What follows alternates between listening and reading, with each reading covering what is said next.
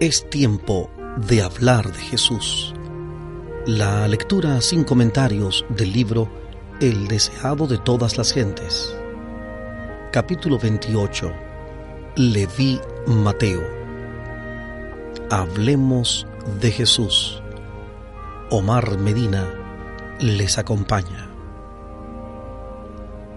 Entre los funcionarios romanos que había en Palestina, los más odiados eran los publicanos. El hecho de que las contribuciones eran impuestas por una potencia extraña era motivo de continua irritación para los judíos, pues les recordaba que su independencia había desaparecido.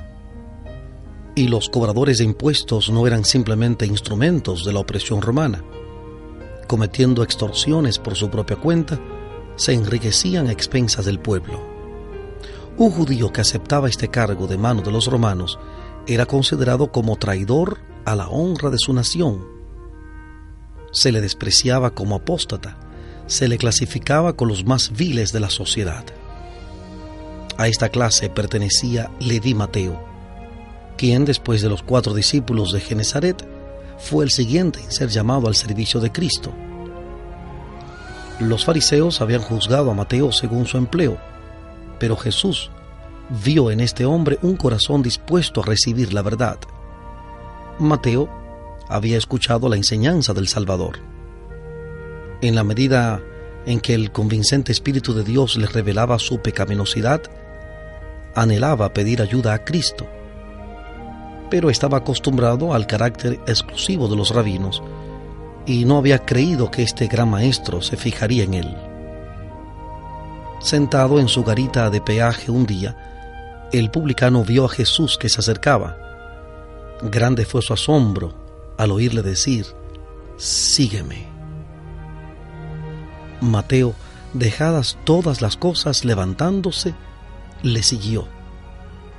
No vaciló ni dudó, ni recordó el negocio lucrativo que iba a cambiar por la pobreza y las penurias.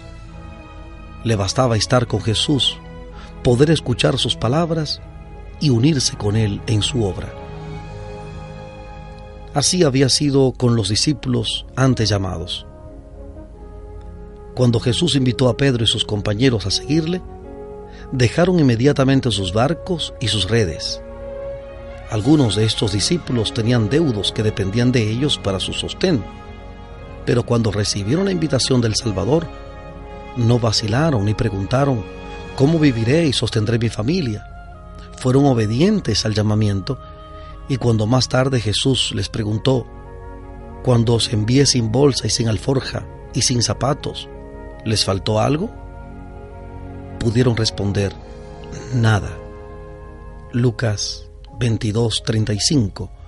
Lucas 22:35. A Mateo en su riqueza y a Andrés y Pedro en su pobreza llegó la misma prueba, y cada uno hizo la misma consagración. En el momento del éxito, cuando las redes estaban llenas de peces y eran más fuertes los impulsos de la vida antigua, Jesús pidió a los discípulos a orillas del mar que lo dejasen todo para dedicarse a la obra del Evangelio. Así también es probada cada alma para ver si el deseo de los bienes temporales prima sobre el de la comunión con Cristo. Los buenos principios son siempre exigentes. Nadie puede tener éxito en el servicio de Dios a menos que todo su corazón esté en la obra y tenga todas las cosas por pérdida frente a la excelencia del conocimiento de Cristo. Nadie que haga reserva alguna puede ser discípulo de Cristo, y mucho menos puede ser su colaborador. Cuando los hombres aprecien la gran salvación, se verá en su vida el sacrificio propio que se vio en la de Cristo. Se regocijarán en seguirle a donde quiera que los guíe. El llamamiento de Mateo al discipulado excitó gran indignación. Que un maestro religioso eligiese a un publicano como uno de sus acompañantes inmediatos era una ofensa contra las costumbres religiosas, sociales y nacionales. Apelando a los prejuicios de la gente, los fariseos esperaban volver contra Jesús la corriente del sentimiento popular. Se creó un extenso interés entre los publicanos. Su corazón fue atraído hacia el divino Maestro. En el gozo de su nuevo discipulado, Mateo anhelaba llevar a Jesús, sus antiguos asociados. Por consiguiente, dio un banquete en su casa y convocó a sus parientes y amigos. No solo fueron incluidos los publicanos, sino también muchos otros de reputación dudosa, proscritos por sus vecinos más escrupulosos. El agasajo fue dado en honor de Jesús, y él no vaciló en aceptar la cortesía. Bien sabía que ésta ofendería al partido farisaico y le comprometería a los ojos del pueblo. Pero ninguna cuestión de política podía influir en sus acciones. Para él no tenían peso las distinciones externas. Lo que atraía su corazón era un alma sedienta del agua de vida. Jesús se sentó como huésped honrado en la mesa de los publicanos, demostrando por su simpatía y amabilidad social que reconocía la dignidad de la humanidad, y los hombres anhelaban hacerse dignos de su confianza. Sobre sus corazones sedientos caían sus palabras con poder bendecido y vivificador, despertando nuevos impulsos y presentando la posibilidad de una nueva vida a estos parias de la sociedad. En reuniones tales como esta, no pocos fueron impresionados por la enseñanza del Salvador, aunque no les reconocieron hasta después de su ascensión. Cuando el Espíritu Santo fue derramado y 3,000 fueron convertidos en un día, había entre ellos muchos que habían oído por primera vez la verdad en la mesa de los publicanos, y algunos de ellos llegaron a ser mensajeros del Evangelio. Para Mateo mismo, el ejemplo de Jesús en el banquete fue una constante lección. El publicano despreciado vino a ser uno de los evangelistas más consagrados, y en su propio ministerio siguió muy de cerca las pisadas del Maestro. Cuando los rabinos supieron de la presencia de Jesús en la fiesta de Mateo, aprovecharon la oportunidad para acusarle, pero decidieron obrar por medio de los discípulos. Despertando sus prejuicios, esperaban enajenarlos de su Maestro. Su recurso consistió en acusar a Cristo ante los discípulos y a los discípulos ante Cristo, dirigiendo sus flechas a donde había más posibilidad de producir heridas. Así ha obrado Satanás desde que manifestó desafecto en el cielo, y todos los que tratan de causar discordia y enajenamiento son impulsados por su espíritu. ¿Por qué come su Maestro con los publicanos y pecadores?, preguntaron los envidiosos rabinos. Jesús no esperó que sus discípulos contestasen la acusación, sino que él mismo replicó: los que están sanos no tienen necesidad de médico, sino los enfermos. Anden pues y aprendan qué cosa es misericordia quiero y no sacrificio, porque no he venido a llamar justos, sino pecadores a arrepentimiento. Los fariseos pretendían ser espiritualmente sanos y por lo tanto no tener necesidad de médico, mientras que consideraban que los publicanos y los gentiles estaban pereciendo por las enfermedades del alma. ¿No consistía pues su obra como médico en ir a la clase que necesitaba su ayuda? Pero, aunque los fariseos tenían tan alto concepto de sí mismos, estaban realmente en peor condición que aquellos a quienes despreciaban. Los publicanos tenían menos fanatismo y suficiencia propia, y así eran más susceptibles a la influencia de la verdad. Jesús dijo a los rabinos: anden pues y aprendan qué cosa es misericordia quiero y no sacrificio. Así demostró que mientras aseveraban exponer la palabra de Dios, ignoraban completamente su espíritu. Los fariseos fueron acallados por el momento, pero quedaron tanto más resueltos en su enemistad. Buscaron luego a los discípulos de Juan el Bautista y trataron de levantarlos contra el Salvador. Esos fariseos no habían aceptado la misión del Bautista. Habían señalado con escarnio su vida abstemia, sus costumbres sencillas, sus ropas burdas, y le habían declarado fanático, porque él denunciaba su hipocresía. Habían resistido a sus palabras y habían tratado de incitar al pueblo contra él. El Espíritu de Dios había obrado en los corazones de estos escarnecedores, convenciéndolos de pecado, pero habían rechazado el consejo de Dios y habían declarado que Juan estaba poseído de un demonio. Pero ahora que Jesús había venido y andaba entre la gente, Comiendo y bebiendo en sus mesas, le acusaban de glotón y bebedor. Los mismos que hacían esa acusación eran culpables. Así como Satanás representa falsamente a Dios y le reviste de sus propios atributos, la conducta de los mensajeros de Dios fue falseada por esos hombres perversos.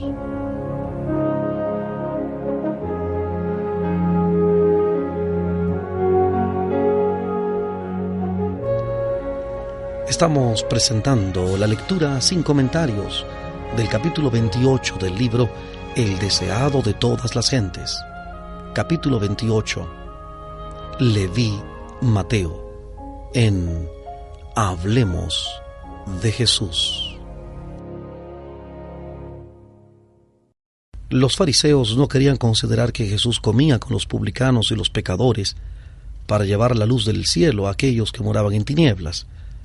No querían ver que cada palabra pronunciada por el Divino Maestro era una simiente viva que iba a germinar y llevar fruto para gloria de Dios.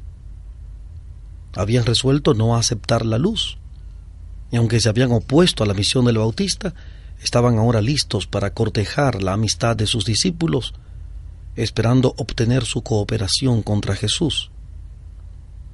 Sostuvieron que Jesús anulaba las antiguas tradiciones y pusieron en contraste la austera piedad del Bautista con la conducta de Jesús al comer con publicanos y pecadores. Los discípulos de Juan estaban entonces en gran aflicción. Era antes de su visita a Jesús con el mensaje de Juan. Su amado maestro estaba en la cárcel y ellos pasaban los días lamentándose.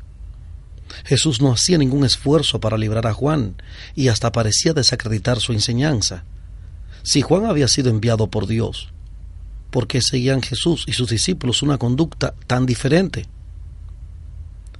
Los discípulos de Juan no comprendían bien la obra de Cristo. Pensaban que tal vez las acusaciones de los fariseos tenían algún fundamento. Observaban muchas de las reglas prescritas por los rabinos y hasta esperaban ser justificados por las obras de la ley. El ayuno era practicado por los judíos como un acto de mérito y los más estrictos ayunaban 2 días cada semana. Los fariseos y los discípulos de Juan ayunaban cuando los últimos vinieron a Jesús con la pregunta: ¿por qué nosotros y los fariseos ayunamos muchas veces y tus discípulos no ayunan? Jesús les contestó afectuosamente. No trató de corregir su concepto erróneo del ayuno, sino tan solo con respecto a su propia misión, y lo hizo empleando la misma figura que el Bautista había usado en su testimonio acerca de Jesús. Juan había dicho: el que tiene la esposa es el esposo, mas el amigo del esposo que está en pie y le oye, se goza grandemente de la voz del esposo. Así pues, mi gozo es cumplido. Juan 3:29. Juan 3:29. Los discípulos de Juan no podían menos que recordar estas palabras de su maestro. Y siguiendo con la ilustración, Jesús dijo: ¿podéis hacer que los que están de bodas ayunen, entre tanto que el esposo está con ellos? El príncipe del cielo estaba entre su pueblo. El mayor don de Dios había sido dado al mundo. Había gozo para los pobres, porque Cristo había venido a ser los herederos de su reino. Había gozo para los ricos, porque les iba a enseñar a obtener las riquezas eternas. Había gozo para los ignorantes, porque los iba a hacer sabios para la salvación. Había gozo para los sabios, pues Él les iba a abrir los misterios más profundos que los que jamás hubieran sondeado. Verdades que habían estado ocultas desde la fundación del mundo iban a ser reveladas a los hombres por la misión del Salvador. Juan el Bautista se había regocijado de contemplar al Salvador. Qué ocasión de regocijo tenían los discípulos con su privilegio de andar y hablar con la majestad del cielo. Este no era para ellos tiempo de llorar y ayunar. Debían abrir su corazón para recibir la luz de su gloria, a fin de poder derramar luz sobre aquellos que moraban en tinieblas y sombra de muerte. Las palabras de Cristo habían evocado un cuadro brillante, pero lo cruzaba una densa sombra que solamente su ojo discernía.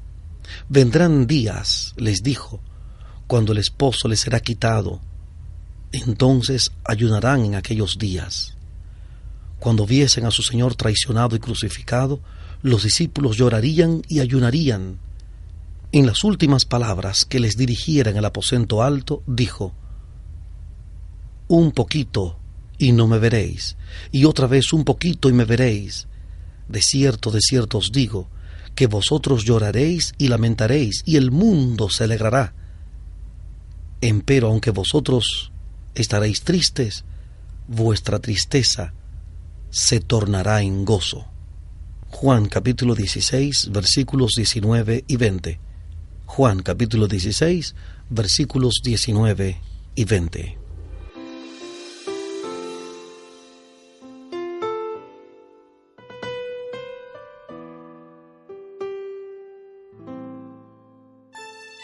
En breve continuaremos en la presentación de este capítulo 28 del libro El deseado de todas las gentes. Capítulo 28. Leví Mateo, en Hablemos de Jesús.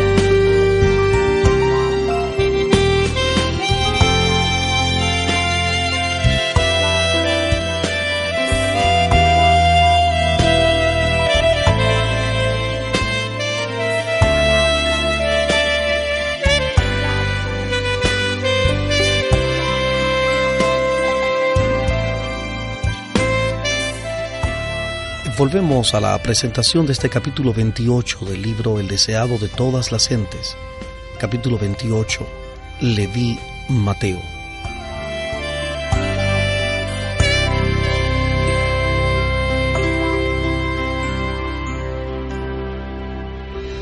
Cuando saliese de la tumba, su tristeza se trocaría en gozo. Después de su ascensión, iba a estar ausente en persona, pero por medio del Consolador estaría todavía con ellos, y no debían pasar su tiempo en lamentaciones. Eso era lo que Satanás quería. Deseaba que diesen al mundo la impresión de que habían sido engañados y chasqueados, pero por la fe habían de mirar al santuario celestial donde Jesús ministraba por ellos. Debían abrir su corazón al Espíritu Santo, su representante, y regocijarse en la luz de su presencia. Sin embargo, iban a venir días de tentación y prueba. cuando serían puestos en conflicto con los gobernantes de este mundo y los dirigentes del reino de las tinieblas. Cuando Cristo no estuviera personalmente con ellos y no alcanzaran a discernir el Consolador, entonces sería más apropiado para ellos ayunar. Los fariseos trataban de exaltarse por su rigurosa observancia de las formas, mientras que su corazón estaba lleno de envidia y disensión. He aquí, dice la Escritura, que para contiendas y debates ayunáis, y para herir con el puño inicuamente. No ayunéis como hoy, para que vuestra voz sea oída en lo alto. ¿Es tal el ayuno que yo escogí, que de día aflige el hombre su alma y encorve su cabeza como junco, y haga cama de saco y de ceniza? ¿Llamaréis a esto ayuno y día agradable a Jehová? Isaías capítulo 58, versículos 4 y 5. Isaías 58, 4 y 5. El verdadero ayuno no es una sencilla práctica ritual. La Escritura describe así el ayuno que Dios ha escogido: desatar las ligaduras de impiedad, deshacer los haces de opresión, y dejar ir libres a los quebrantados, y que rompáis todo yugo, que derrames tu alma al hambriento, y saciares el alma afligida. Isaías capítulo 58, versículos 6 y 10. Isaías 58, versículos 6 y 10. En estas palabras se presenta el espíritu y el carácter de la obra de Cristo. Toda su vida fue un sacrificio de sí mismo por la salvación del mundo. Ora ayunase en el desierto de la tentación, ora comiese con los publicanos en el banquete de Mateo. Estaba dando su vida para la redención de los perdidos. El verdadero espíritu de devoción no se manifiesta en ociosos lamentos, ni en la mera humillación corporal y los múltiples sacrificios, sino en la entrega del yo a un servicio voluntario a Dios y al hombre. Continuando su respuesta a los discípulos de Juan, Jesús pronunció una parábola diciendo: nadie mete remiendo de paño nuevo en vestido viejo. De otra manera el nuevo rompe, y al viejo no conviene remiendo nuevo. El mensaje de Juan el Bautista no había de entretejerse con la tradición y la superstición. Una tentativa de fusionar la hipocresía de los fariseos con la devoción de Juan no lograría sino hacer más evidente el abismo que había entre ellos. Ni tampoco podían unirse los principios de la enseñanza de Cristo con las formas del farisaísmo. Cristo no había de cerrar la brecha hecha por las enseñanzas de Juan. Él iba a hacer aún más definida la separación entre lo antiguo y lo nuevo. Jesús ilustró aún más este hecho diciendo: nadie echa vino nuevo en cueros viejos. De otra manera, el vino nuevo romperá los cueros y el vino se derramará y los cueros se perderán. Los odres que se usaban como recipientes para el vino nuevo, después de un tiempo, se secaban y se volvían quebradizos, y ya no podían servir con el mismo fin. En esta ilustración familiar, Jesús presentó la condición de los dirigentes judíos. Sacerdotes, escribas y gobernantes estaban sumidos en una rutina de ceremonias y tradiciones. Sus corazones se habían contraído como los odres resecados a los cuales se los había comparado. Mientras permanecían satisfechos con una religión legal, les era imposible ser depositarios de la verdad viva del cielo. Pensaban que para todo bastaba su propia justicia y no deseaban que entrase un nuevo elemento en su religión. No aceptaban la buena voluntad de Dios para con los hombres como algo separado de ellos. La relacionaban con el mérito propio de sus buenas obras. La fe que obra por amor y purifica el alma no hallaba dónde unirse con la religión de los fariseos, compuesta de ceremonias y de órdenes humanas. El esfuerzo de aunar las enseñanzas de Jesús con la religión establecida sería vano. La verdad vital de Dios, como el vino en fermentación, reventaría los viejos y decadentes odres de la tradición farisaica. Los fariseos se creían demasiado sabios para necesitar instrucción, demasiado justos para necesitar salvación, demasiado altamente honrados para necesitar la honra que proviene de Cristo.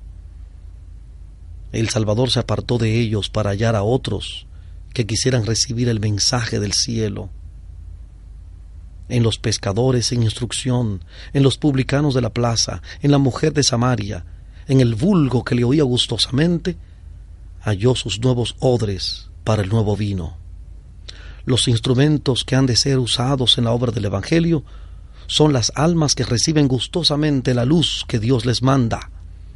Son sus agentes para impartir el conocimiento de la verdad al mundo. Si por medio de la gracia de Cristo los suyos quieren llegar a ser nuevos odres, los llenará con nuevo vino. La enseñanza de Cristo, aunque representada por el nuevo vino, no era una doctrina nueva, sino la revelación de lo que había sido enseñado desde el principio. Pero para los fariseos la verdad de Dios había perdido su significado y hermosura originales. Para ellos la enseñanza de Cristo era nueva en casi todo respecto, y no la reconocían ni aceptaban. Jesús señaló el poder que la falsa enseñanza tiene para destruir el aprecio y el deseo de la verdad. Ninguno, dijo él, que bebiere del añejo, quiere luego el nuevo, porque dice, el añejo es mejor. Toda la verdad que había sido dada al mundo por los patriarcas y los profetas resplandecía con nueva belleza en las palabras de Cristo. Pero los escribas y fariseos no deseaban el precioso vino nuevo, hasta que no se vaciasen de sus viejas tradiciones, costumbres y prácticas. No tenían en su mente o corazón lugar para las enseñanzas de Cristo. Se aferraban a las formas muertas y se apartaban de la verdad viva y del poder de Dios. Esto ocasionó la ruina de los judíos y será la ruina de muchas almas en nuestros tiempos. Miles están cometiendo el mismo error que los fariseos a quienes Cristo reprendió en el festín de Mateo. Antes que renunciar a alguna idea que les es cara o descartar algún ídolo de su opinión, muchos rechazan la verdad que desciende del Padre de las luces. Confían en sí mismos y dependen de su propia sabiduría y no comprenden su pobreza espiritual. Insisten en ser salvos de alguna manera por la cual puedan realizar alguna obra importante. Cuando ven que no pueden entretejer el yo en esa obra, rechazan la salvación provista. Una religión legal no puede nunca conducir las almas a Cristo, porque es una religión sin amor y sin Cristo. El ayuno o la oración motivada por un espíritu de justificación propia es abominación a Dios. La solemne asamblea para adorar, la repetición de ceremonias religiosas, la humillación externa, el sacrificio imponente, proclaman que el que hace estas cosas se considera justo, con derecho al cielo, pero es todo un engaño. Nuestras propias obras no pueden nunca comprar la salvación. Como fue en los días de Cristo, así es hoy. Los fariseos no conocen su indigencia espiritual. A ellos llega el mensaje porque tú dices, yo soy rico y estoy enriquecido y no tengo necesidad de ninguna cosa. Y no conoces que tú eres un cuitado y miserable y pobre y ciego y desnudo. Yo te aconsejo que de mí compres oro afinado en fuego para que seas hecho rico y seas vestido de vestiduras blancas, para que no se descubra la vergüenza de tu desnudez. Apocalipsis, capítulo 3, versículos 17 y 18. Apocalipsis 3, 17 y 18. La fe y el amor son el oro probado en el fuego. Pero en el caso de muchos, el oro se ha empañado y se ha perdido el rico tesoro. La justicia de Cristo es para ellos como un manto sin estrenar, una fuente sellada. A ellos se dice, tengo contra ti que has dejado tu primer amor. Recuerda por tanto de dónde has caído y arrepiéntete y haz las primeras obras, pues si no, vendré presto a ti y quitaré tu candelero de su lugar si no te hubieres arrepentido. Apocalipsis capítulo 2 versículos 4 y 5. Apocalipsis 2, 4 y 5. Los sacrificios de Dios son el espíritu quebrantado. Al corazón contrito y humillado no despreciarás tú, oh Dios. Salmo 51, 17. Salmo 51, 17. El hombre debe despojarse de sí mismo antes que pueda ser, en el sentido más pleno, creyente en Jesús. Entonces el Señor puede hacer del hombre una nueva criatura. Los nuevos odres pueden contener el nuevo vino. El amor de Cristo animará al creyente con nueva vida. En aquel que mira al autor y consumador de nuestra fe, se manifestará el carácter de Cristo.